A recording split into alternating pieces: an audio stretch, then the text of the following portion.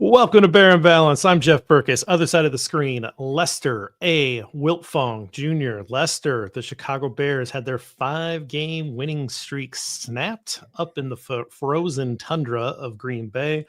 What else is new with this series in the last few decades? What's 30 years amongst friends?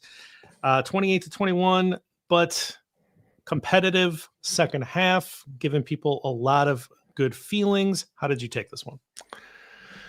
In the moment, obviously, I wrote about it today too. It's like in the moment, right? It stings, man. It's the Packers. Bears are on a winning streak. Ben Johnson, Caleb were like, man, this is going to be it. Would have been so poetic if they would have pulled that off. So it stung, right? It stung a little bit. But then after the game, you're reflecting on it. You're like, man, this is not the same old Bears. We've been talking about it all year, right? This is not the same old Bears. It's a different team. Ben Johnson has this team on a good path. So look, they didn't beat the Packers in Green Bay. It sucks, but hey, they have another one in 2 weeks, and if they take care of business, now that game's for the NFC North first place. So they still control their own destiny. At the end of the day, we can't be that upset where the Bears are at this point in the season.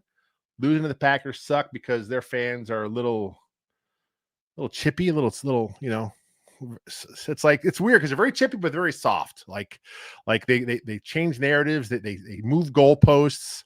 It's very strange, but hey, that's part of having a rival, I guess. Just a couple things about the game. Bears offense came out sluggish, and we've seen that before, right? We've seen that before this season. You want to know why that's happening and get that figured out. And it does seem like Caleb, of all of the things that Caleb has said that people kind of try to twist, I think the one thing that I'm not a big fan of what he said was like, I don't get nervous, because sure looks like you're pretty jacked up early in games and need a little while to get into the rhythm. But then, really nice second half, including, I thought, just one of the drives of the season.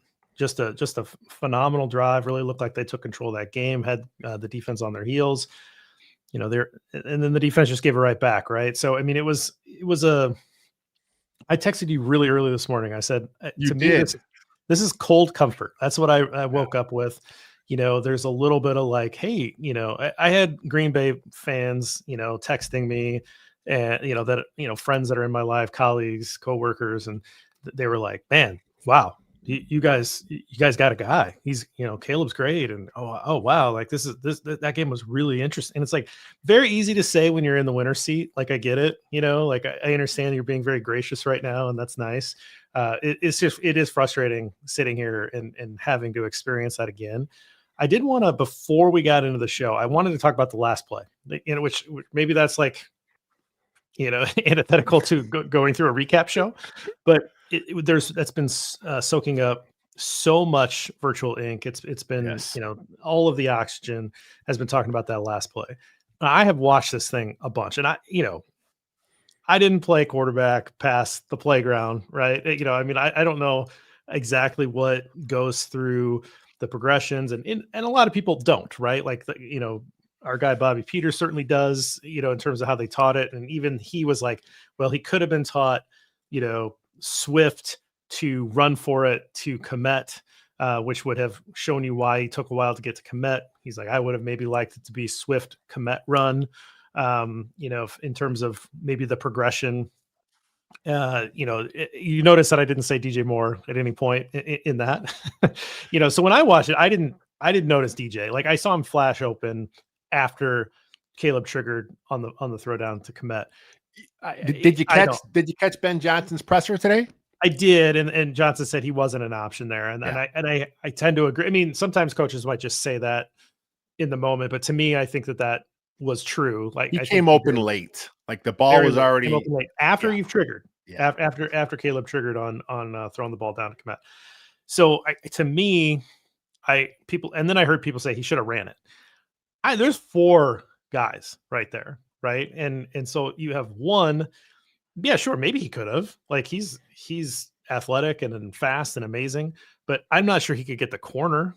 So I think he's making a move back, and there's a guy that's pinching him in there. So like what I don't see the run as an option. To me, I thought it was force it into Swift quick and literally get that 1 yard. Like it's going to look like a 1 or 2 yard gain. It's not a easy throw. I mean, you're still going to have to lead him. He's going to have to catch it away from his body, bring it in. He's got 2 defenders on him. It's not like it's going to be an easy play. But I can see why Caleb would come off of that. He sees all of that traffic, and he's like, that's a little bit too tough. Maybe he's looking to run. There's 4 guys here. Oh, there's Cole. I'm going to get it down there. It looks like he's wide open. I'm gonna float it down there so I don't just throw a bullet. And obviously Nixon undercut it and was there for it. So I can see that progression happening and what happened there. I'm not sure how much faster he could trigger on it. I'm not trying to make an excuse for him. And again, I don't know firsthand what it's like to play for professional quarterback. Just, spoiler alert to any of you wondering what my career prospects look like. But I think that play, once Swift was covered, Green Bay played it really well, right? Yeah. 4 guys to basically cover Caleb and Swift. Okay, here's this guy flashing open. You've got that in your mind that you've done that before. You don't have as much room as you had the last time you did it because you're in a much more condensed part of the field. And it wasn't enough field, and it wasn't enough, wasn't enough loft on the ball. Maybe you could have led him more towards the pylon. But tip your cap to Green Bay. They made the play. Of course they do. That's what they do. They're a good football team. This is not like, oh man, they're dragging the bottom of the ocean with this team and they still beat us. It's not what this is, guys. Like, this is a really good team. They're made to win. They made an all-in move to Micah Parsons. They're a really good football team, and the Bears lost again. It just sucks for the series that we've had to live with for the last 3 decades. Yeah, I mean, Caleb owned it. He said that was a bad pass. He's put it on himself, and it was. I mean, like you said, he may have saw a little late. It's hard to tell what's going through his head at that point, but similar play to the week before. It's just this one just didn't have enough oomph in it to get it over the defender's hand, and it happens, And that whole sequence to me was like that 3rd down play where they got stuff. That was the killer. I mean, if that doesn't happen there, who knows what's going to happen. I mean, it's a whole new ball game. I mean, I love the way he used his timeouts. I love the way he milked the clock. I'm like, this is what a professional ball coach does, right? I mean, I saw some discourse, oh man, what is he doing? Why is he wasting so much time? That's what you do. I mean, that's what you do, because you had your timeouts.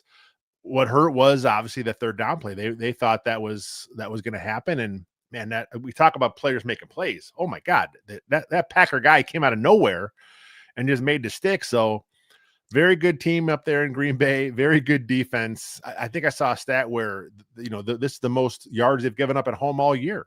And the most points too, because I didn't realize how good the defense was till this week when I started really looking at the Packers. But that's a pretty good team there.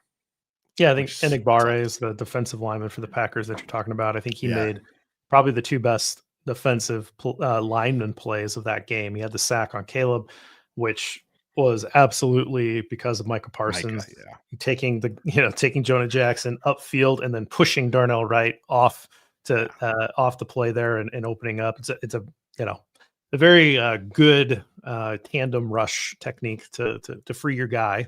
And, Micah Parsons rushing over a guard. Well, what's happening, right? All the attention is going to go there, takes him out. So Enigbare was a beneficiary of that, but he really came down the line, stuck Monongai.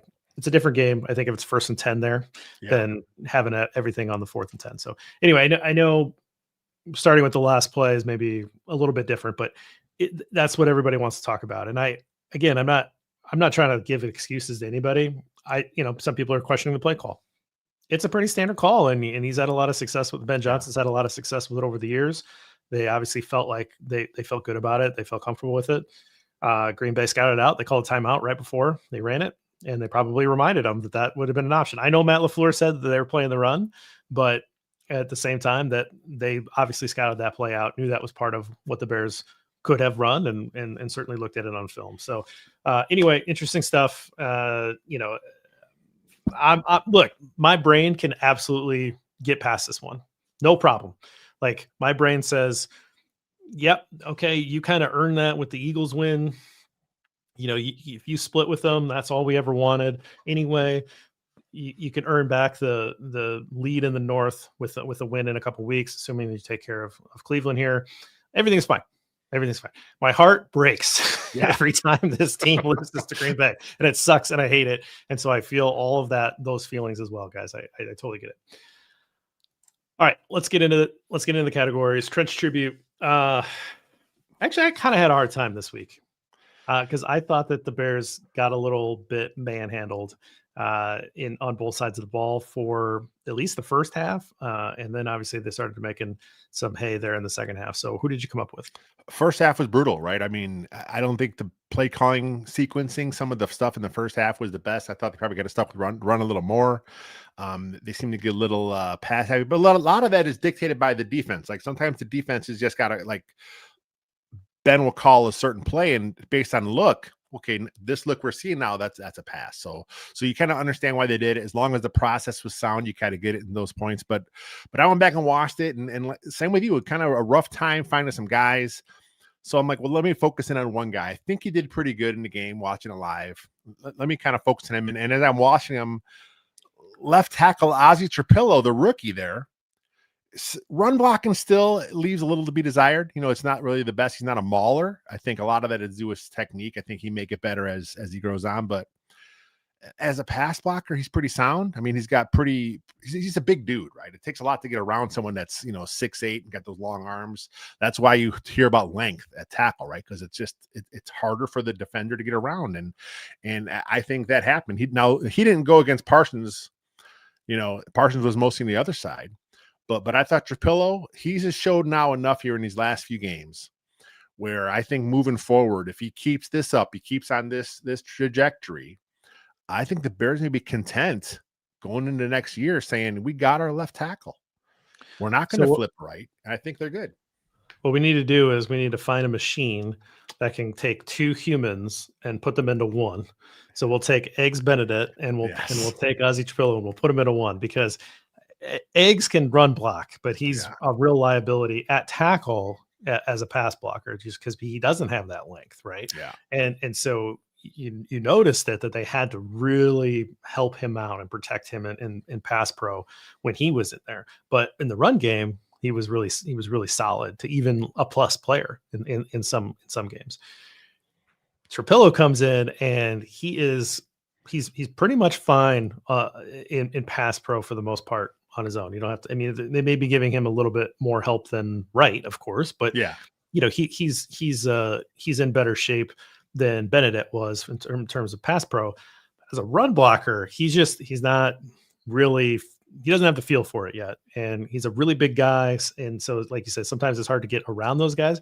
Those guys, it's also hard for them to move in space and latch on sometimes to their block. So, he actually missed that block on Enagbare. Like that was him. Enagbare, played the line and crashed down and was able to stop Monongai for no gain. Trapillo's running after him, right? Like, so I think that was probably Trapillo's guy there. I mean, it's such an interesting thing to have one part of your game be a plus and one part of your game be a negative. And, you got Joe Thuney next to you. You've got some good tight ends that know how to block. So you're kind of hope that you can make up for any of that. And maybe that's decisive on what blocking schemes you're using, what kind of run plays you're going to use with him. Obviously Ben Johnson's really smart with that stuff. He kind of knows the strengths and weaknesses of his players. And so we'll see going forward. But I do think for all intents and purposes, this guy was your second round draft pick. He's got a higher ceiling at tackle than anybody else that you have. Obviously not Darnell Wright, but like anybody else that you have to fill that other position across from Wright, you got to give him the rest of the starts, right? Like he can hold his own. So you've got to give him the rest of the starts the rest of the year. And that doesn't mean that Benedict doesn't have a future here, but I think the future might be at guard. It might be, at interior offensive lineman, swing between those two guards. So, which is great, right? More depth and offensive linemen that have, shown something and to continue on this team would be a good thing. So let's hope that that's the case. Mine, I wrote down Drew Dahlman because it did seem like He's having a good year. He is. I think both of those guards next to him are also having good years, and so that helps your center when you have two good guards. And I think they knew that when they went out and got those two guards in trades, and then felt pretty comfortable giving Drew Dolman top of the market center money to be able to lock that pivot down. But I think he's just been playing really well, and it seems like that interior running game has been a positive force all year round. And even against a Packers team that has done a pretty good job against the run this year, Packers defense is just good in general. But I thought that he played pretty well too. Again, they gave up a lot of pressure overall. This defensive line did, but a lot of it was because of Micah Parsons on the right side against Darnell Wright, and Darnell Wright was enjoying quite a good year. And he got a taste of a top 3 pass rusher, and he's probably not number 3, right? Like that's where he's at in terms of how good he is. And can I just say, F you, Jerry Jones, up at the top here for gifting the Green Bay Packers Micah Parsons, because this just absolutely sucks that we're going to have to face this guy twice a year for how many ever years he's going to play. Really good at football. It sucks. Now you've seen him, Darnell, right? Now figure it out for 2 weeks from now.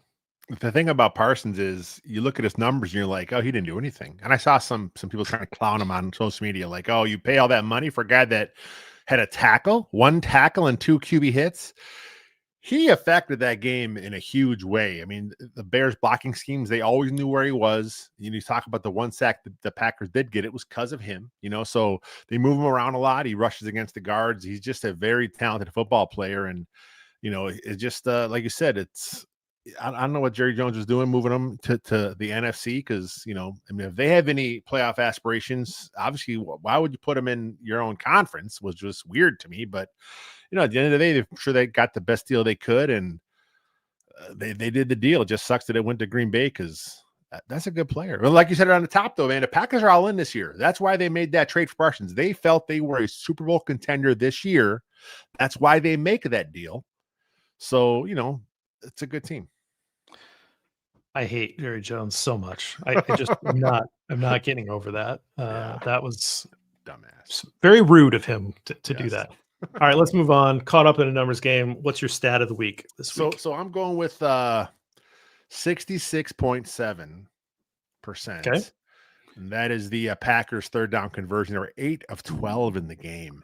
And the Bears have been pretty good up to this point. They were actually top 10 in the league, right? And they were 7th overall in third down conversion allowed. And just this one game with the Packers just killing it. The Bears are now 15th in the league. They dropped from 7th all the way to 15th in 1 week because the Packers converting 8 of 12. The defense ain't very good all year. They've been pretty bad. The 2 areas they were pretty good at is takeaways, third down conversion. Third down conversion let them down this week. They did get 1 takeaway, but it just wasn't enough. And, look, as bad as this defense played, Bears are still right there at the end of the game. They had a chance to tie it, and Ben Johnson's already said they probably would have went for 2 there.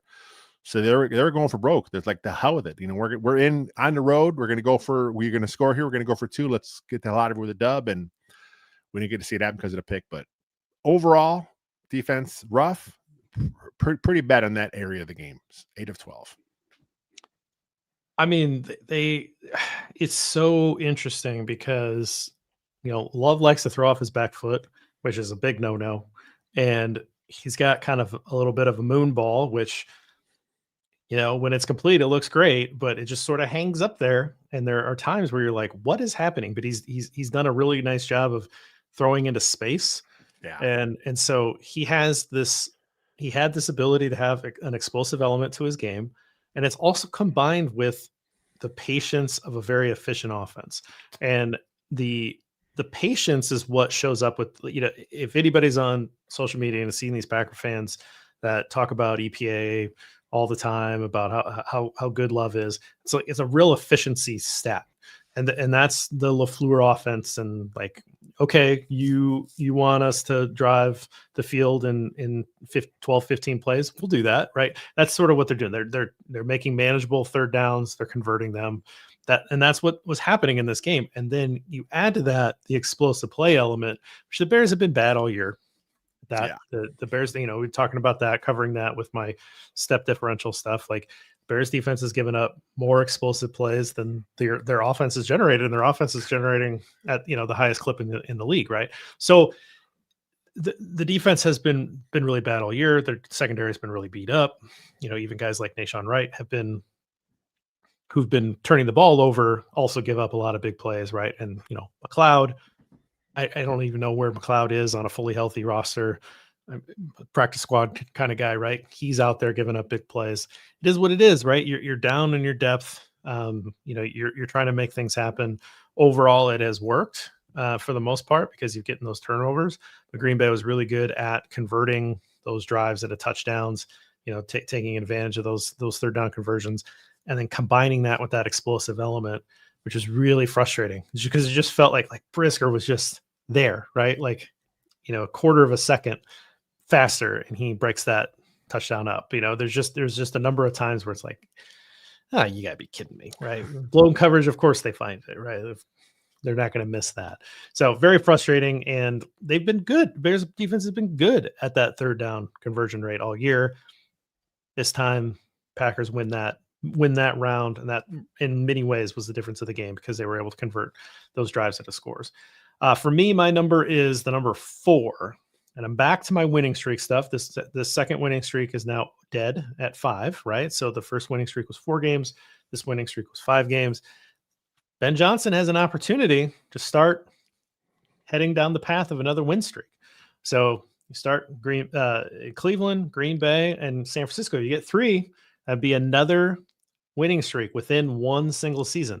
That has only happened 4 times in the history of the Chicago Bears where you had within one season where you had 3 winning streaks. Again, winning streak is 3 wins or more, as we've established from the Major League rules. 1963, George Halas coach team, and of course, winning a championship in 1963. They had 3 separate winning streaks, culminating in a championship. 1987 with Mike Ditka.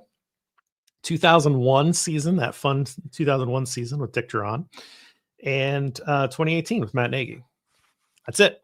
So here you go. You have an opportunity to start another win streak and really start to separate yourself, because you start to get the 3-4 win streaks. You're leaving a lot of the historical coaches behind. And I'm just curious to see, if Ben Johnson can do this and get back on the roll. They really need to focus back up. They can't have the trap game, right? They can't have that emotional loss against a division rival, come back and then be looking towards revenge the next week. They really have to focus here, and let's start up this third winning streak here. Let's put the foundation down this week. Winning streak may be necessary because how tough the NFC is. I mean, the Bears going from 1st seed to 7th seed, right? It's crazy. But you'll take a look at some of the. I mean, the NFC West is ridiculous, right? All those teams are playing outstanding football. They're probably all jockeying to get in. The odds are pretty good. The Lions are right there, behind the Bears, and of course they have the tiebreak because of the 1 win. The Bears have them at the end of the season to take care of business. But yeah, you just look at the way the NFC is this year. And it's funny because we talked early in the year, 9 wins might get you in the NFC. 10, you're probably a lock, right? Because, the NFC we thought would be down a little bit because they were the year prior, besides, of course, the Bears division. But no, this year the NFC is tough. The AFC is down this year. It's you never can tell what's going on. The Chiefs all of a sudden are a bad team. Like when did this happen? It's very weird how football kind of comes at you and kind of goes. But yeah, the NFC's tough. They may have to win that winning streak just to make the playoffs. And if they do that, of course, I think they're back at the top seed, because I think they have the tiebreak over the Ram based on conference record. Very weird how it's going to play out here, but I think if the Bears win out, the last Rams are currently a game ahead, so are the Seahawks. So then they play next Thursday. If they tie, right? If they tie, they'll have the tiebreaker. But yeah, there's a lot remaining. If the Rams run the table, they're the number 1 seed, or same with I would assume the Seahawks, because they're both I think at 10 wins right now. So yeah, and they play each other next week, so we'll see. There's a lot going on. The Vikings showed signs of life, and the Vikings play both the Packers and the Lions in the last 2 weeks. Maybe the Vikings like to have a little late run and play spoiler here. Yes. And they're out of it. They're not mathematically eliminated, but they're out of it. It'd be nice for them to win a few games take themselves out of a higher draft pick and talk themselves into another year of JJ McCarthy. Let's do it. Let's do it, guys. Let's see what happens here. So yeah, there's a lot that remains to be seen. We'll see what happens. I don't overlook the fact that Ben Johnson's been able to string together 2 winning streaks in his first year. I think that's a real thing. Like, I think that there's something about the ability to just get on a roll and keep rolling. The flip side of that is, can you stop the bleeding? Right. And there's, a lot of history of winning streaks, a little less history of losing streaks, but it's there too. But there's an ability to stop the bleeding. You had a loss, refocus. Can you come back? There's a lot of interesting research about how often teams are able to make the playoffs if they lose 2 games in a row. How often they're able to make the playoffs if they lose 3 games in a row. Doesn't happen. Like, it starts to be like, well, your season's kind of over if you start getting on one of these skids. So can you stop the bleeding, particularly with a weak opponent at home? Take care of business. Let's see what happens. So let's move on to sweet tweets.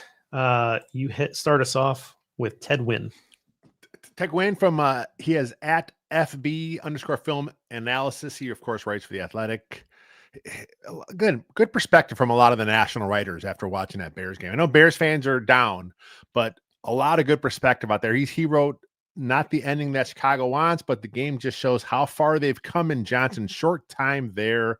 Way to compete in a playoff type of environment. And that was high energy, high stakes. There was a lot. Look, it's Bears Packers, so there's already going to be some tension, but that game was chippy. There was some coach chippiness happening that, through the media that, they tried to downplay it, but the Packers wanted that one for their guy because of what Ben Johnson said. And, Ben Johnson knew saying it was going to, bring something about it. So yeah, it's look around the national media, it's like all of a sudden here's the Bears losing, but the narrative's still positive for the most part. It's like, yeah, it's not the same old Bear. Even Packer players, Josh Jacobs came out and said, man, this is a different team now. They're really believing in what Ben Johnson's got. That's, it's like, you kind of see this, you kind of feel this. It's not just us as fans saying, it's, look, there's no moral victories, right? It's the NFL. You got the L, it is what it is. But the fact that there's this different feeling now with this game, I know I saw some local say, oh, they bared it up again. Yeah, no, they didn't. This is different. I think that part of this franchise, that era is over, and Ben Johnson will not let it happen again. And it's going to be fun. Like I said, take care of business, and in 2 weeks, you're playing for the division lead again. So I think that's all the Bears have to concentrate on right now is take care of business, beat Cleveland. Brady was talking about how when the Packers took over late in the first half, and I've heard him say this in other broadcasts as well, is that late in the first half, you want to make sure that the other team doesn't get the ball back. That's your number 1 goal. Number 2 goal is, can I get into field goal range? And then if you can accomplish that, can I score a touchdown? Right. So there's this like mentality of this. There's a little bit of my thinking of coming into this game was, can we at least not get embarrassed? Can the Bears just not embarrass themselves on this? Like, it's not, it was like the game of the week, right? It was, the afternoon game, not the noon game. More eyeballs on. If you look at the map, almost the whole map was watching that game from that had a Fox game. Can you just not embarrass yourself, right? Like, that's number 1. Number 2, can you get close enough to have a chance to win, right? And then number 3, can you win the game, right? Like, that was kind of where I was at, and it felt like they got 2. Right. They got that second one where they had a chance. They didn't do it, but they had a chance. And I know that's maybe fatalistic way to look at things, but there's that sinking feeling in your gut. Like we watched that game that was 42-0, right? Like we've been through these terrible experiences in this series. You notice how I keep saying series, because rivalry just doesn't feel correct. And, for a very long time in this matchup, right? And it did feel a little different because Green Bay came out and gave that initial punch, and I'm not mean points, but they were moving the ball. You got the interception, right? Like there's a little bit of like, I'm not feeling very good. Caleb's 0 for 5, right? Like there's just like, oh boy, what's happening here? And then they started to take over, and they started to come back. And so it did feel like the national media could have absolutely buried the, see, we told you they were pretenders, right? But they for the most part they didn't. They're like, hey, this team's legit. This team's real. I'm excited to see this in 2 weeks. A lot of people that really know football were really saying Ted Wynn's one of those guys. We had him on Bears Over Beers a long time, many years ago. And so it's always good to see the national guys kind of get to where you're at, because it confirms what you've been saying for the last couple months. So that's always nice. Another national guy that we like, he's been doing some Bear stuff on SB Nation as well, doing a bunch of SB Nation stuff every once in a while. It's a Bears thing. Doug Farrar, he's at NFL_Doug Farrar. He says, I was eagerly awaiting the all 22 of this completely preposterous Caleb Williams throw. It did not disappoint. So this throw that he showed the all 22 of was Caleb rolling right and dumping the ball over the top for Cole Kmet. Okay. And beautiful throw, beautiful play. And this is just one of many tweets that were like this, that were like, holy crap, look at this incredible throw. Yeah. And there's a point where if we're still talking about, well, he makes 5 or 6 incredible plays, but he has all this other stuff. If we're still talking like this in a year, then yeah, there's an issue, because that's not a sustainable way to win football games. But you see why there's such a high ceiling, is because he has these plays that he makes all of the time that are so outstanding. And it sure reminds you of other top tier quarterbacks that do that. The other stuff needs to rise up and even out. And we know that. He knows that. Ben Johnson knows that. Everybody on the offense knows that. And it's not just Caleb. It's the whole passing game, right? It's the pass protection. It's the guys running routes. It's everybody running things, to a T where it needs to be. But I think that this idea that he could be a bust, or that that's gone, guys. Yeah. Like, that's not even, don't even listen to those people. This guy has such immense talent that he's showing week in, week out, and it's not all there yet, but he's showing these high end plays, and he's starting to fit some balls in, right? He's starting to fit some tighter window throws in, where he was just really kind of turning those down in the past, because I think he thought, well, those aren't open. And it's like, well, no, they're open for you, right? Yeah. If you're on time and with your arm talent, they're open for you, right? And so you're seeing a little bit more of him. That ball to Loveland was a gorgeous pass, and Loveland couldn't complete the process of the catch, and it was an incomplete pass. But there are a number of throws every game now, like, and we should never take it for granted. We should be, remembering that he's making, 3 or 4 throws a game, 4, 5 or 6 throws a game, depending. That would be the best throw that you saw from a Bears quarterback for an entire year. In many years, right? Like, that's what we're seeing. And some of them may look routine, like he makes them look routine, and it just kind of flies off of his hand, because he's got so much, torque and power, and whatever it is that makes him such a natural thrower. But some of these throws are unbelievable and outstanding. And I just want to make sure that we're recognizing that we now get to see this. We get to watch this as the quarterback of our favorite football team. I was really busy all day. So when I saw what your tweet was going to be, I had no idea which pass it was, because it was the Cole Kmet pass, but it could have been the Devin Duvernay pass that he hit towards the end of the game. It could have been the touchdown to Olamide say the name. Come on, man. Zacchaeus. That's an easy one. I am messing up that one. So it could have been either one of those plays. So like when you see that tweet and you're like, which play was it? And some of the stuff he did with the, obviously escapability is always still there. So yeah, and I mentioned, you mentioned that it's coming, right? And again, we talk about the national narrative. The national narrative is kind of thinks that it's coming too. They kind of see this, and I think it was Ted Wynn last week wrote an article talking about how at this part in the process, it looks like he's still kind of thinking too much out there. And there was another article, I think it was last night, that someone wrote. I forget who that one was, talking about a similar thing where it's like, the completion percentage will pick up as he gets more comfortable in the offense, because there's still things there. And even last week, Ben Johnson had that quote where he talked about how the passing game's not there.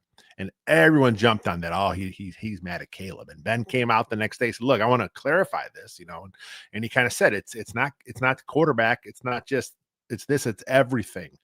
Guys not being in the right spot when they're running their routes. Things aren't hitting their right landmarks. And it's like it's the offense as a whole. And again, it's coming. It's not where it needs to be, but it's still one of the best offenses in the game today, which is like blows me away that we're saying this about a Bears team, So, and again, like I talk about how good the Packers defense is. Most yards, most points the Packers have given up all year at Lambeau. So they're doing some good things. They're flashing. Caleb's flashing. It's just not happening enough. And once the easy stuff, once the layups are cleaned up, come on, it's going to happen. There's no doubt in my mind it's going to happen.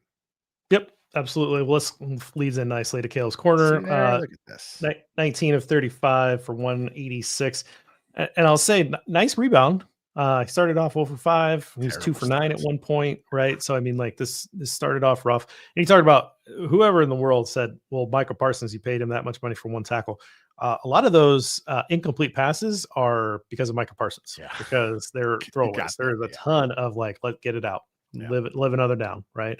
So there's a ton of that. I did not go back and count them, but there were many throwaways here. So that definitely impacts the completion percentage. He had 2 touchdowns, one to Loveland, one to Zacchaeus. I think both of them were cool plays. The Zacchaeus throw was a beauty. It'll be on highlights for a long time. There is no window there. Like that's I don't even know what you would call that. It's just like fitting that in a breadbasket. That doesn't make sense that throw was made and the catch happened. Like it's kind of unbelievable that he was able to do that along the end of the end zone. The ball to Loveland, obviously little lollipop over to a wide open wide receiver, but wasn't the main look there. It was indeed Eggs Benedict. Tackle eligible. He got chopped. Yeah. And Ben was pissed at that. Yeah. But Caleb saw that, looked over, found the open man, and it a great design, right? And just lollipopped it over there to him. So 2 1-yard touchdowns, which I thought that's tough. It's tough to throw. It's tough to throw down, on the goal line. And so to have 2 touchdown passes there is impressive. Obviously, the 1 interception, which we have talked about a lot, a little late there and triggering to Cole Kmet. Gave up 1 sack. We talked about that. Great pass rush by Micah Parsons, opening it up for Enagbare. And then he had 4 rushes for 15 yards. What stuck out to you most about Caleb's performance? It was uneven, right? I mean, that's kind of what we've seen here. We talked about a little bit. It's a little up and down, missing some of the layups and a rough start to be the beginning of the game. But, it wasn't all on Caleb, right? I mean, it was the Colts that couldn't complete the catch, but as you're watching that game, you kind of felt, okay, it's coming, right? He's going to bring this team back. And then the second half came and everything started clicking and it kind of came back. And, I'm glad you mentioned that touchdown that should have been to Eggs, because as it was unfolding, it kind of felt like Benedict was the defense, okay, here comes Ben Johnson's tricky play stuff, because Loveland was so wide open. The design of that play, having Loveland sneak over from the same side Benedict was on, like you said, the design was nice. That was a nice play, and they're going to come back to that at some point, and it's going to be to the offensive lineman. And if not, I'm sure they're going to have another wrinkle off it, because that's what Ben Johnson does. He marries everything together. It's not just this one play. Like if this was a previous era of head coach, it would have been, the Tundra Buster. That was the one play they called it, and that was this, and that was this guy in the flat. And if it's not there, it's not there, and they'll never see it again.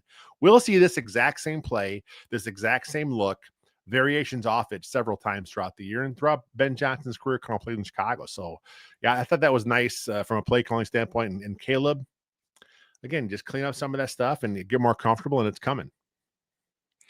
got Tundra Buster. I'm thinking like Slump Buster. I'm thinking Sod Buster. I'm thinking, I don't know where you came up with that in the top of your mind, but it's gold. It felt like a Matt Nagy play call right there. Yeah, no, 100%. I knew where you were going with that. I like the we could sell a t-shirt. That's what I'm saying.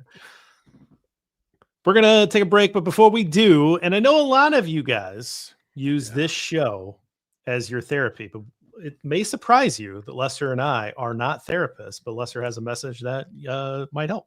Our guys at Rula, look, taking care of your mental health should not be harder than taking care of your physical health. If you pull a muscle, you go see a doctor. When it comes to finding the right therapist, suddenly it's frustrating. You got long wait lists.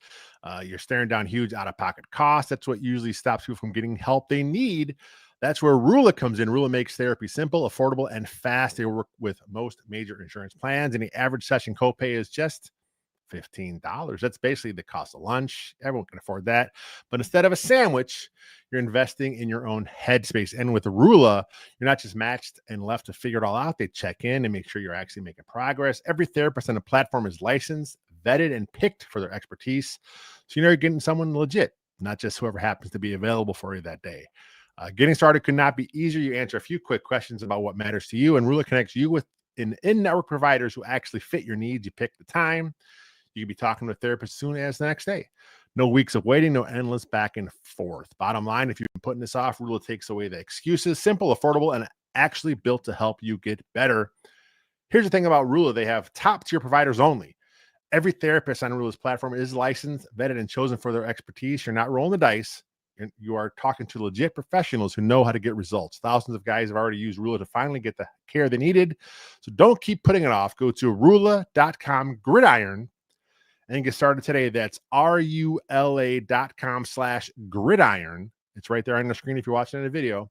Take that first step, get connected, and take control of your mental health right now. After the break, 3 Bears. Stick with us. All right, Lester, 3 Bears. Hot bowl of porridge, cold bowl of porridge, and just right.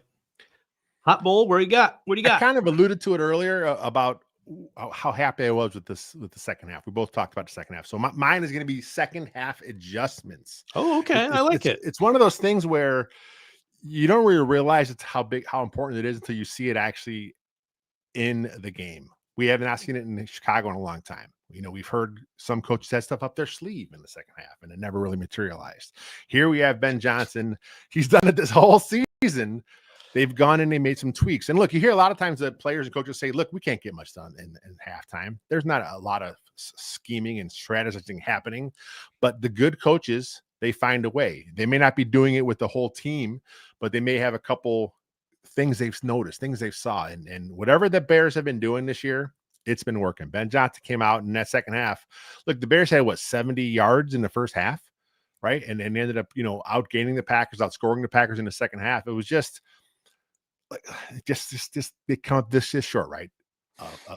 An inch away on the Brisker pick, an inch away on the loft to Komet, though. It's a game of inches, and these things happen, but I'm really impressed with what the Bears have done in the second half. And then not just Ben Johnson, Dennis Allen has done a pretty good job in these areas as well, where he kind of made some tweaks, came back out and got some stuff done. And it's coaching. Coaching matters so much in the NFL. The players make plays and they're getting paid the big bucks, but man, if you don't have the right guy in place that knows what they're doing, how to work the chessboard, it's going to go downhill pretty fast. And the Bears don't have that. This is why I am so okay with where this franchise is heading, because I have so much faith and trust in what Ben Johnson's building.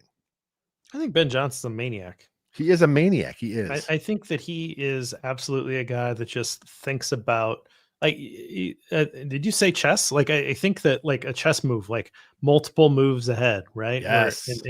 And that makes sense to me, that he's the type of guy that would say, okay, well, they did this and this and this, so therefore let's make sure that we're adjusting here, right? Yeah. I think he's a really smart football guy, and that might be the most obvious thing I've ever said on this podcast, but that has not been the person in charge of this Bears team in quite a while. So it's notable that they have a guy that's one of the premier thinkers in the game, right? I really like Sean McVay. I really like watching what he does because he is consistently innovating on his own stuff and he's challenging himself, right? Like there's stories that came out a couple years ago. He hired Brandon Staley to be his defensive coordinator because he's like, I just need to learn how to crack this defense. So it's giving me fits. So I'm going to hire you. You're going to run it because I think you'll give other teams fits, and then I'm going to crack it. I'm going to figure out how to play against this defense, right? And I think Ben Johnson's that kind of maniac, right? Where he's like, I'm going to try to find every advantage that I can, and I'm constantly thinking. And so, sure, maybe the last regime didn't make halftime adjustments because there's not a lot of time, and I've got something up my sleeve. But like, he's really making adjustments. He's really taking advantage of that time that he has. He's taken advantage of mini buys. He's taken advantage of full buys of like, yeah, we're going to make sure that we fix this thing. We're going to laser focus in. So I really like that. I do think that that's a real advantage that the Bears have because you've seen a difference once they come out of half that they actually do make some of these adjustments and they work. So absolutely. I actually already kind of burned mine up. I thought that the two 1-yard touchdown passes were notable. And I think that the Bears have struggled a little bit this year in the red zone. Their red zone efficiency as an offense hasn't been great in terms of converting those red zone trips into touchdowns. And I think the more comfortable, it's harder. The field condenses. Yeah. You either need to run with authority or you need to be really creative in the pass game and have those details down. And it seems to me like the Bears are starting to convert more of those red zone trips into touchdowns. That's what we've been asking for all year, right? Make those 3s into 7s. And so I'm hoping that we're seeing this positive trend. That's how you hang 40 and 50 on teams, is that you are super efficient in the red zone. And the Lions are doing it. The Lions are way up and down this year. I think they definitely miss Ben Johnson, but they're still able to spit out 40 plus point games, right? This Bears team's getting there. They're going to get there. The Lions weren't doing that in the first year under Ben Johnson, but they got there. Now they're spinning up and they know how to do that. Hopefully they're falling off and they're not going to be able to do that for much longer without Ben Johnson, and Johnson will get the Bears there. So that, to me, I just thought that those 2 1-yard touchdown passes were a sign of growth. Yeah, I'm curious what the red zone efficiency has increased because I haven't really noticed it until you said it there. But yeah, you've seen more plays working down there tight. The run game obviously been clicking, but it's not just the run game; it's the design of some of these plays. And I talk about it on the touchdown pass to Loveland is like you see the play develop, and like the X's and O's in my mind just start spinning because I'm like, oh my God. The way they peeled this tight end back, I mean, I can totally see how this is going to be this play now. Or the way they brought that guy around in orbit motion, like I can see this is coming later. It's like so much is married to what they're doing, and it's not just running the pass. It's this pass play with this pass play and this pass play, and it all plays off each other. And did you catch Caleb's interview with Kyle Brandt? Did you catch him? We talk about Ben Johnson, and they asked him, he's got this serial killer vibe, and he said Ben Johnson's getting that mode, right? That's like you said, he is psycho when it comes to this, and it's like he will not allow this team to fail. Like I don't think it's in him. I don't think physically, mentally, it's possible that Ben Johnson will not get this point where it needs to be. And as a Bears fan who's not seen this in a long time, this is so exciting, just knowing where this whole thing is headed. It's a very cerebral, modern version of Mike Ditka, right? Yes. I mean, Ditka's had plenty of flaws. Don't get me wrong, but was the right guy at the time to whip that team into shape and get them out of their mess that they were in for a really long time post Hallis, right? And he had the mentality to do it. Ben Johnson's got psycho mentality that absolutely I think plays here. So, all right, flipping around Cold Bowl. I've got a couple. Where I mean, we can go a few different ways here. I mean, look, Montez Sweat had a sack, right? That was the only time they touched Jordan Love in the whole game. The pass rush was pretty much non-existent. So what happens? Okay, let's blitz, right? Jordan Love destroyed the Bears blitz. And I'm trying to look for my numbers here. I shared him in an article earlier today. 9 of 12 against the Bears blitz, 171 passing yards, 3 touchdowns, no picks, 156.3 pass rating, which I think is just a touch below perfect. And the Bears pass rush, week in, week out, it's not getting it done. They've been creative a few times. They've done some things where they've kind of schemed guys up, but it's hard when you don't have the bodies. And look, a lot of money is spent there. Yeah, like I said, Montez Sweat got his 1 sack, but nothing else. No one else is getting home. Jermaine Dexter is not taking a step this year. I thought he'd be a little better than he was. Grady Jarrett was okay in the game, but he hasn't really given you much of a juice up the middle there. They got to figure this pass rush out, and it may not be something you can do until the off season, and then you kind of see what happens, whether they address it at the draft or more free agents money towards the D line. But look, if you can't get to the quarterback, it's a passing league, right? So if you can't get to the quarterback, it's a passing league. So you're going to get lit up, and Jordan Love lit them up yesterday. If you're going to bring extra guys, yeah, you better get there. You better because then you're stressing your corners, and it's not fair to single them out. It's not fair to Nick McLeod to leave him out there for too long. Right. What are we doing here with a practice squad? Exactly. So, if they call your number to blitz, you better get home. Yeah. Right. Like that's absolutely. I got a couple. Look, Jalen looks rusty. Right. So let's call that what it is. Kyler Gordon. Jeez, buddy, like what's going on here? Just too cold to get it warmed up. I don't know, man. Like soft tissue injuries are rough. I never want to harp on a guy for getting injured, but this is an issue if you can't be on the field, and so this worries me. But taking yourself off, through getting injured in warmups, the game plan's built around you. Like Kyler Gordon's like the guy that you build a bit of a scheme around. And I get that he wouldn't have played all of the snaps because you're still working him back in. But a lot of that game plan was absolutely built around him because he does things that other guys don't. And so now you're like, well, okay, we're going to have to ditch part of this game plan. We're going to have to put this guy in here. This guy's going to take more snaps. You got to get McLeod out there for some snaps. Like, availability is a skill. And so far, this year for sure, and throughout his career, Gordon has not been available, and so he needs to get a cold ball here, even though we all like him. These soft tissue injuries, right? These soft tissue injuries, they've been lingering from some players a little too long, and I mean, at some point, do the Bears make a change in training staff and strength and conditioning? I know they brought a couple new strength and conditioning guys in this year, but the training staff's still intact from what they've had to carry over. Sometimes when a new coach comes in, they don't make all those changes because they want to keep some things in place.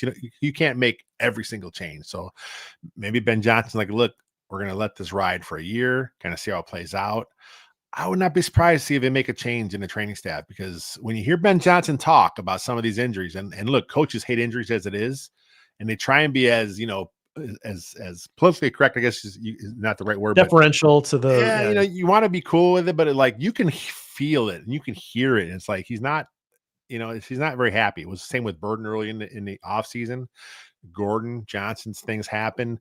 Kyler Gordon now is, like you said, it's happening in warmups. It's like, how is this to the point where, he cleared obviously all medicals. He was cleared to play. And, was there something that wasn't feeling just quite right? And he just wanted to get out there a little early. And I don't know. It's just like, I'm with you though, man. It's he's definitely deserving of the cold bowl, even though injuries aren't his fault. The situation deserves a nice cold bowl. You gotta take care of your body. You gotta take care of yourself. So, at the end of the day, there's a little bit of that too. I will say that you, Lester, a Wilt Fong Jr., and me and everybody listening had more receiving yards for the Chicago Bears yesterday than did DJ Moore. Wow. So, let's maybe put that out there, that DJ's role, DJ himself, I don't know. Like this thing has seemingly gone downhill from a production standpoint for sure, but also, certainly am questioning whether or not DJ Moore is going to be around past this season. It's very strange because Ben Johnson talked about it after in his today's presser, talking about how, he thought DJ was fine. He ran good routes. He thought he had him, because Ben Johnson talked about each play they have designed as a primary, right? And he kind of mixes it up. He said he thought Moore had DJ Moore had more primaries built into the game plan than any other receiver in the game. And, for whatever reason, he wasn't there when Caleb was going through his progressions. And yeah, one catch, -4 yards is just very strange. And look, he's coming off his Walter Payton Man of the Year award winner for the Bears. So he's obviously highly thought of in that locker room and in the franchise. And it's like, it's not translating on the field. And I could totally see a situation where they realize, well, he's making all this money.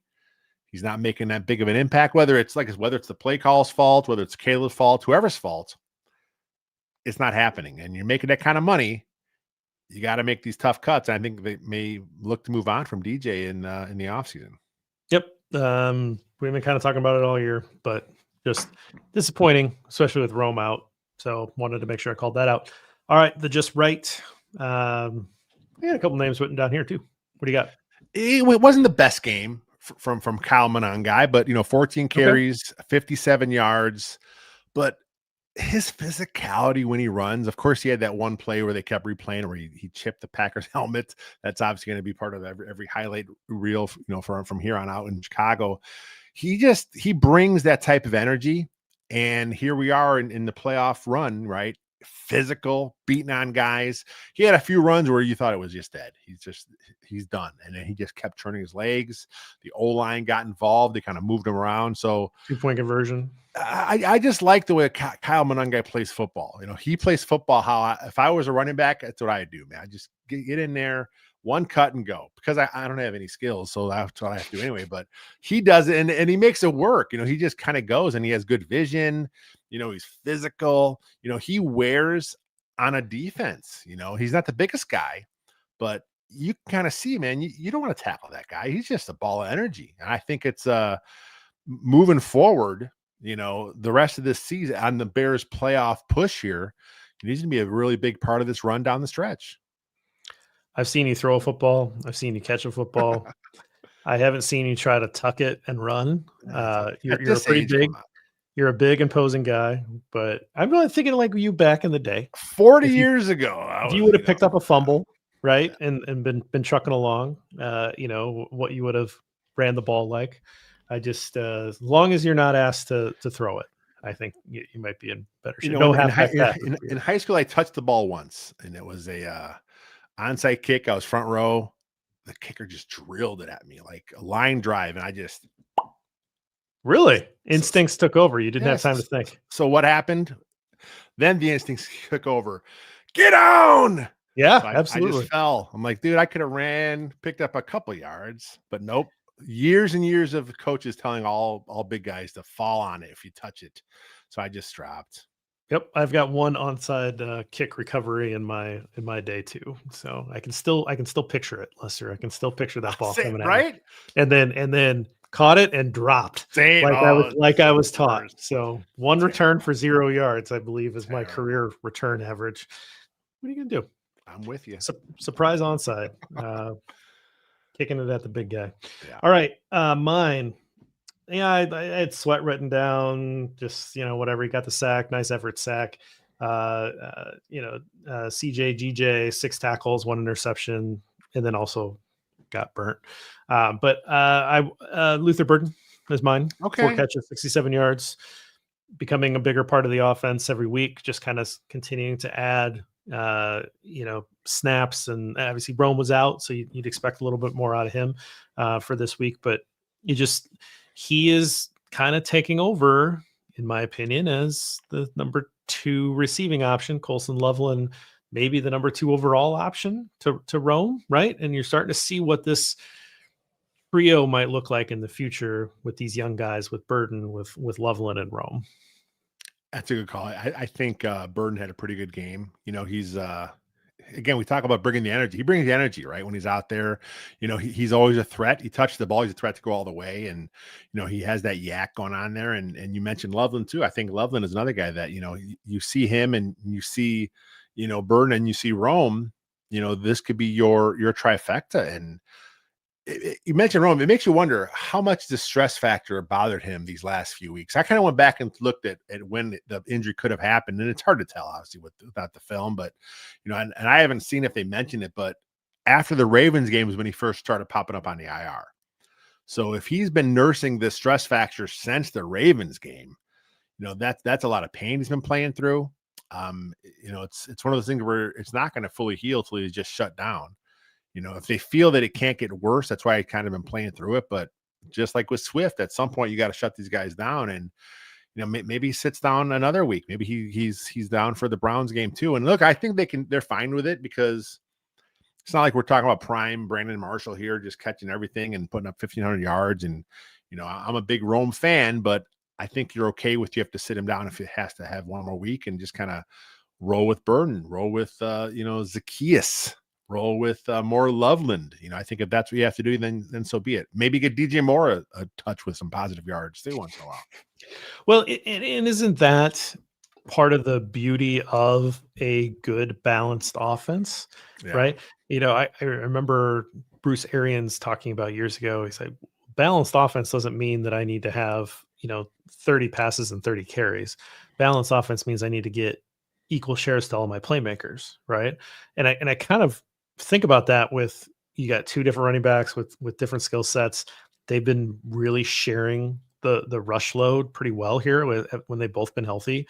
You've got Loveland and Burden and Rome coming on. Like, they've been sharing a pretty good target share. Now, that's not great for you fantasy football players out there. You would prefer a tighter tree and fewer options and guys to get to be more target monsters. But for a balanced offense, that's really great. And then if a guy has to miss time, or a guy goes down in the middle of the game, so like, and all of these guys have that primary built in, for X number of plays. I like that. I like that, hey, we got a lot of guys. We're going to get them all involved. We're going to spread it around. We don't need to count on any one player to run the offense through. The offense is the offense, and these guys contribute to it.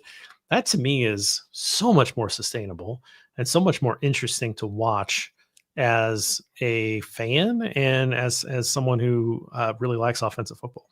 You look at the Lions, right? The Lions are kind of the same way. They're kind of built around, sharing the stuff. But if you do get that guy who's like, yeah, he's the stud, like kind of in Detroit, you're like, yeah, I'm in St. Brown. He's just a really talented football player. So he's now your guy. You may not want to focus him, but it's kind of how things run. They kind of work with it. And then this year, now the running back Gibbs really been the guy that's taken off. So he's kind of getting more of the carries, but you kind of balance it out. And if you do get that stud, let's say Rome becomes that guy, right? Or Burden becomes that guy, eventually, sure, he's your true number one. But until you figure it out, spread it around. And look, I love Colson Loveland. I think he's going to be a superstar.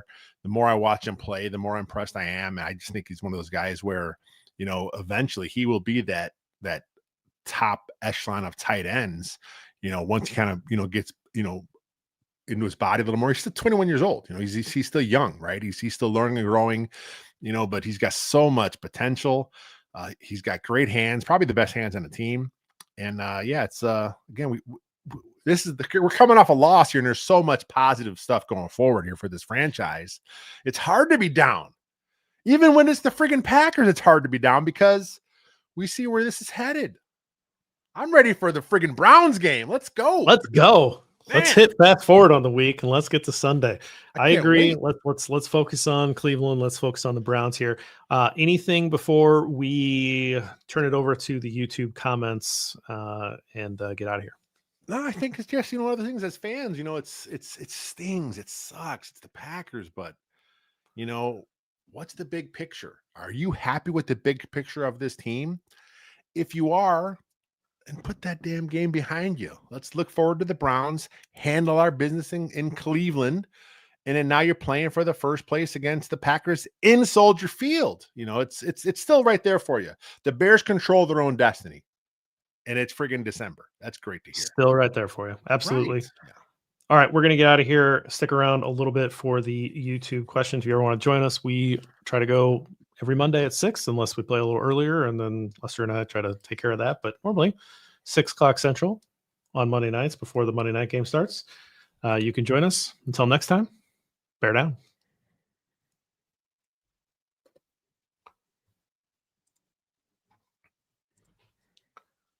Got Axel. If we play like we did in the second half, we win that game in 2 weeks. Yeah. I got a feeling the Packer fans were a little nervous watching the Bears second half come back there, because normally that's not what happens. Normally when a game like that happens in this series, right, it's Packers are ahead. Yeah, the Bears chip away a little bit, but then the Packers are ahead, and it just never happens. But I think this game, it just, like I said, it felt different. The Bears are right there. Right there.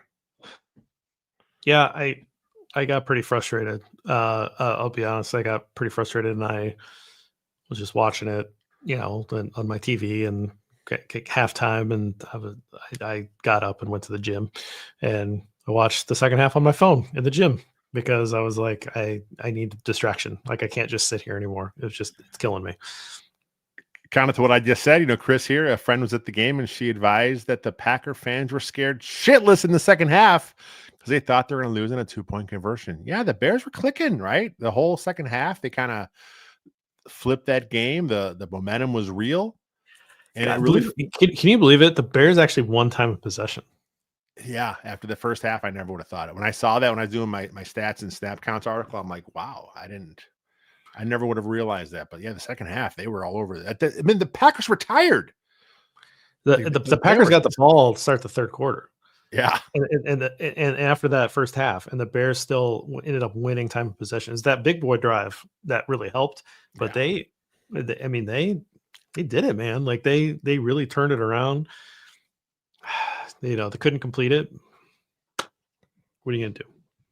This was never, like, you have to keep reminding yourself that this wasn't the year that they were going to. This was like the year that you figure, like, hey, who's on the train, like, we're with us in the future. That's what's going on here. We're trying to figure out who's going to be with us when this team's really got an opportunity to really compete here, because they've got everything installed.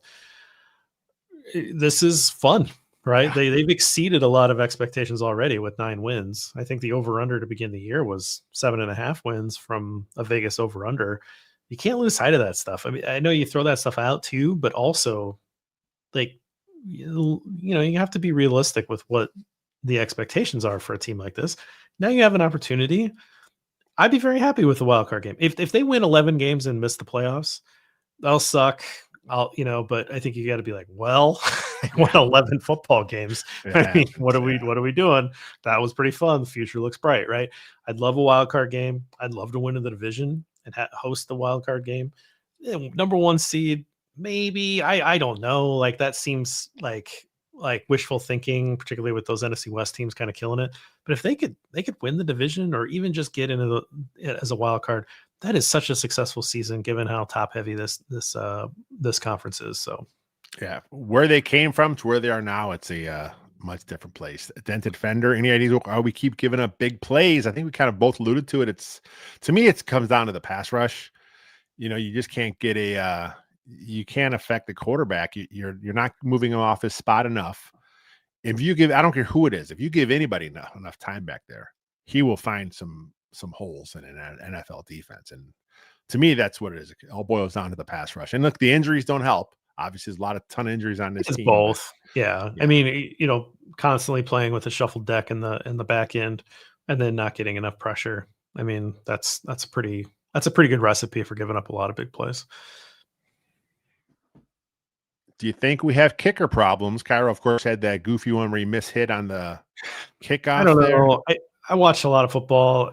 Everybody's playing with this, new rule. The game last night, there was a kick that was out of bounds. I can't remember who was it Butker that kicked it out of bounds for the Chiefs, or the Texans kicker. Either way, I think this happens every game. I think it's just that we certainly know everything that the Bears players do, right? I mean, the number of times that, Taylor has a bad punt and people freak out. God, Torrey Taylor's the worst. He's terrible. Cairo misses a kick. Oh my God. Why is Cairo Santos on this team still? Stop. It's overall, he's been really good at kickoffs. Yeah. He has one bad one. Yes, that sucks. Right? If you look around the league, again, watch some more games. Don't just watch the Red Zone channel. Watch a full game. Watch some full games, and you'll see some. Look, I wish the Bears had a guy like Brandon Aubrey for the Yeah, he's Cowboys. Their awesome. kicker. Yeah. Oh my God, he's on my fantasy team. That guy racks up so many points for me. I'm in a league where it's like the deeper By the the kick. distance, you get more Oh points. my God, it's like Yeah. I feel like I'm stealing sometimes. Where I look up there and all of a sudden Brandon Aubrey has 25 points for me. I'm like, wow, okay, I'll take it. That's just not realistic. I mean, some of those kickers that where you think, oh, he can make it from 65, like Moody, for example. Here's a guy that, he has the big leg, but he wasn't always accurate, and he was a free agent for a long time. I mean, he was on the Bears practice squad for a few weeks, and it took several injuries before the Commanders finally came around. I think there were 5 injured kickers before five players got picked up before Moody was picked up, and finally the Commanders like, okay, I guess we have to get Moody because who else is out there? So, and I'm not sure what he's been doing, in the league. And I think he made 1 field goal last week, or it's Oh boy, these by things the happen. way, Commanders 8-game losing streak starting with the Bears loss. That's So fun. they're getting a little bit of karma payback for all the crap that they talked last year after the fail Mary. They did So, talk a lot of crap. and remember the fail Mary helped. Yeah. It broke the locker room and made George Hallis sit up a little bit, and then George McCaskey sit up a little bit, and George Hallis McCaskey, I suppose is his name. Yeah. Made him sit up a little bit, and finally fired Flus, after the Lions game, right? So, I mean, long run, Bears are better off that this happened, even though it was very painful in the moment. I don't know that it's going to be more beneficial for the Commanders because they are running their Gumby quarterback out there time after time, and I don't know why they play him. Like, they should have shut his ass down and let him get completely healthy and let him, build that up. And it's funny. I did a Commanders podcast before the Commanders game, and the question came up. Of course, they want to talk Hail Mary, and I'm like, I go, honestly, I told these guys, I'm happy with it because, like you said, that helped push the whole narrative about this Flus guy's got to get the F out of here. I mean, that really helped set the Bears on their course to get us Ben Johnson. So I did this show, and I'm like, I'm telling these guys this, and they kind of thought I was a little crazy, but that's the case. Like, are any Bears fans now mad looking back on the fail Mary? Who cares? Well, you got to see it as part of the story of what's happened to get us here, right? And if here is on the right track and moving in the right direction, then you have to say, well, okay, it all helped. And yes, it took a long time. It took multiple years of BS. And yes, George McCaskey could have pulled the trigger earlier, and potentially, you would hope, lured Ben Johnson last year, and then you would have had a whole rookie cycle with his pick of quarterback. I would assume that it would have been Caleb as well, right? But like, that didn't happen. So the fact that didn't happen meant that something needed to happen with to get Flus out of here. It did. It happened to be the fail Mary that started it. They were on a winning streak. That was the first winning streak of Flus. They were on a winning streak there, and it got broken. It shouldn't have. I mean, they should have won that game. And so all of that is part of this history. When you write the story about how did all this line up, all of that gets in there. So in the end, it turns into a positive. It didn't feel like that I mean, maybe it did to us because we really wanted that guy gone. But I mean, it's very like, oh man, this feels really important. I mean, I remember talking about this right after. I mean, I remember where I was. I was in a Boston hotel. Then I remember talking about this being like, why did he say what he did after why didn't he do this? Why did he say what he did after the game? Like, I mean, it felt significant in the moment. And people were like, oh, you guys are making something out of nothing. Stop doing this. And like, we're just telling you what we noticed, man. Yeah. Like this is a train wreck. We're just watching it. Kind of crazy. The other thing before we leave, and I don't know if anybody's even still watching, but these Lions guys, I can't wait till we talk to these guys again, because these Lions guys, they are just waiting for something bad to happen to the Bears. Oh yeah. Jeez. What? I thought we all cheered against the Packers. The Packers have been beating the hell out of every other NFC North team for a really long time. they have a positive record against all three other NFC North teams, but yet they're looking for the downfall. And is it because of Ben Johnson? Is it because of the recent past here with the Bears? Like, I don't know, man. These Lions guys are starting to bother me here too. So there's a lot left of the season. I think a lot of it is Ben Johnson, but I think it's they see it, right? They see where the Bears are headed. Same with Vikings fans are chippy too. It's like they see sure it. were. They see where this team is headed. They know that the Bears are no longer going to have these decades long run of just, sucking. So they're like a little nervous. Like they better get their last shots in now. Because once this thing gets clicking, then they will take the North and never give it back. God. All right. Let's Good place to end it. We'll see you guys next week. Thanks, guys.